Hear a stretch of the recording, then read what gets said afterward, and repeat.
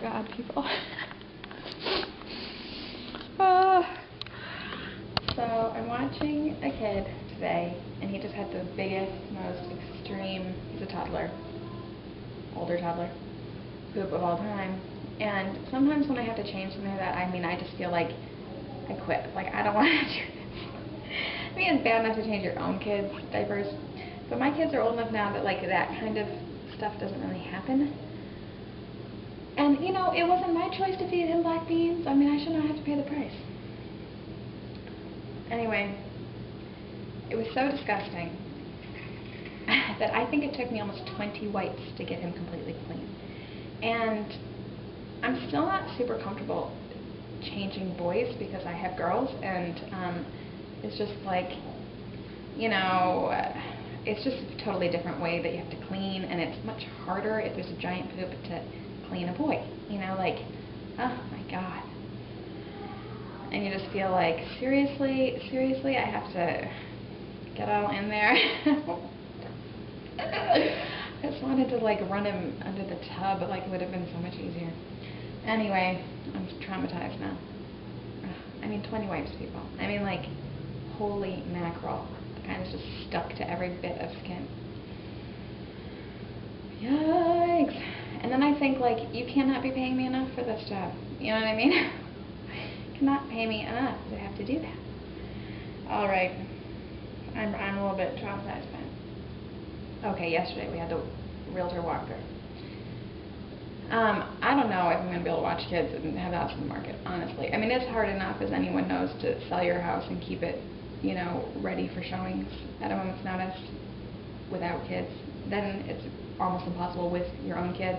But I think it takes it to another level of crazy to also be watching other people's kids. I mean, it's just so much work for me. And I told Mr. F yesterday, I mean, like, you need to honor me, because while he has done some projects like, you know, touching up paint or whatever, like, I am the one who has to maintain the house all day, every day, and, like, get it back into order. It's a lot of work. Alright, so the realtor came.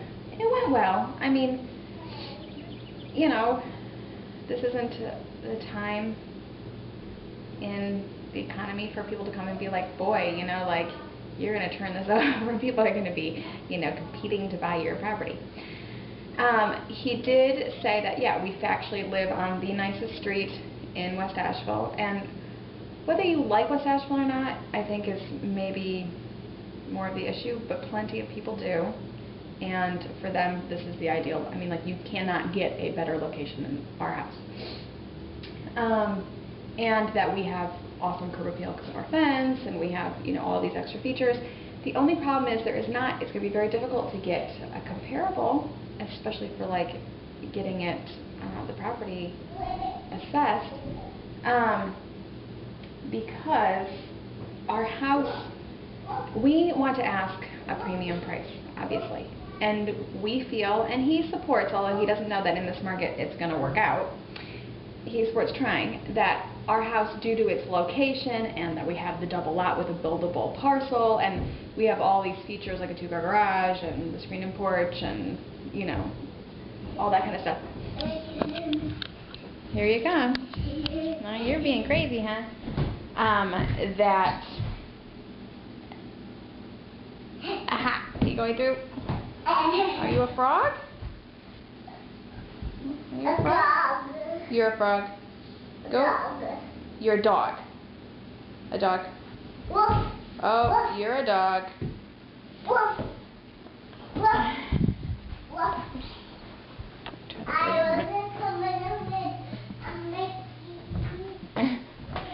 Alright, he feels that if any property we're going to be able to command the price, we could. You know, it just is a matter of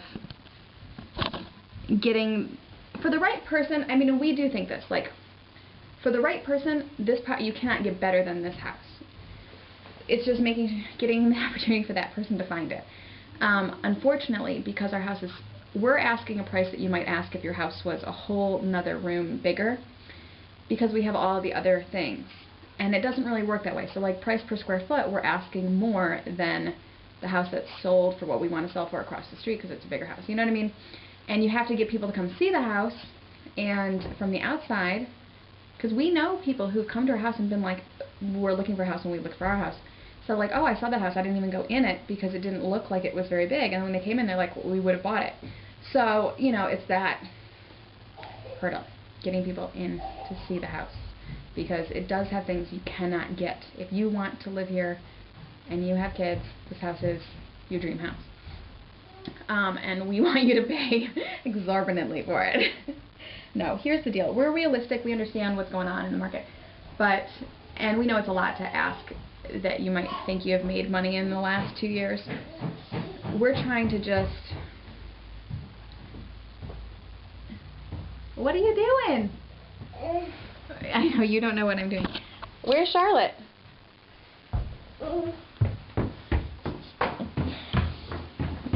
Where did she go?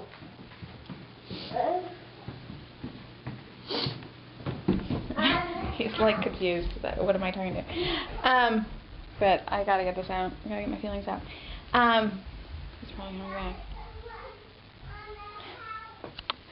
Anyway, obviously we realize that's a lot to ask. But at the same time, we're not trying to make any money. We're trying to just keep our equity. And after closing costs, you have to ask more.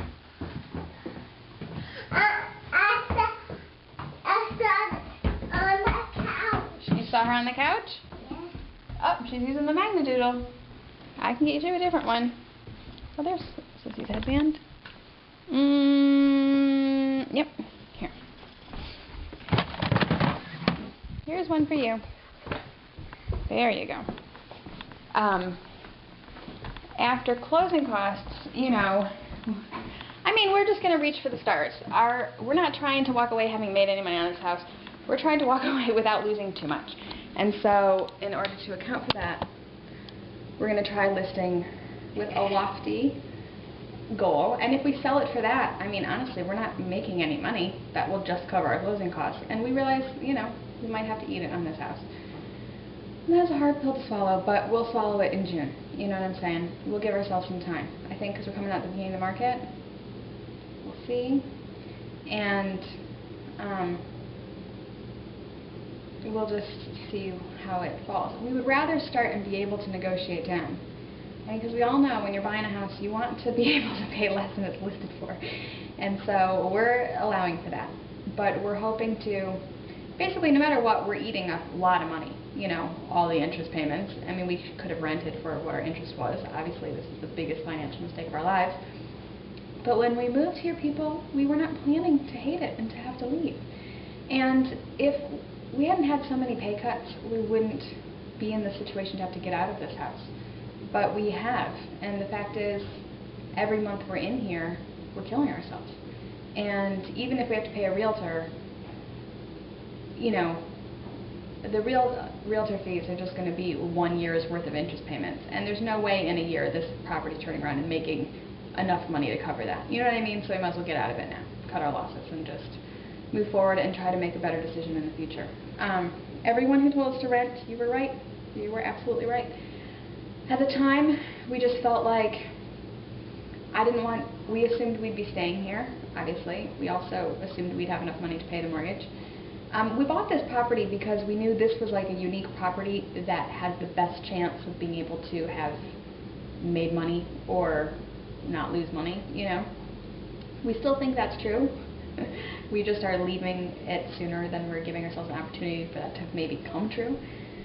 But the reason we didn't rent was partly because we were just caught up in being homeowners, and partly because I didn't want to have unnecessary moves for the kids. And I thought, if we rent, we're going to rent for a year and then we're going to buy a house. Now, I know that if we had rented for a year, we would never have bought a house because we already would have had the pay cuts and we would have been like, screw it, we're just renting. And yes, we wish we had done that because we would have saved ourselves, you know, about $50,000 had we done that. I mean, after realtor fees and the money we put into the house, the money we're not getting out, that's the loss that we're looking at for that. You know, the rent versus interest is the same. So this is a huge mistake. If we can walk away with, my only goal is I want to walk away with a majority of our equity. So I want to walk away with a majority of our equity. You know, like, I know we can't get it all back, but I want to get as much back as possible so that we can start fresh. Thank you. All right.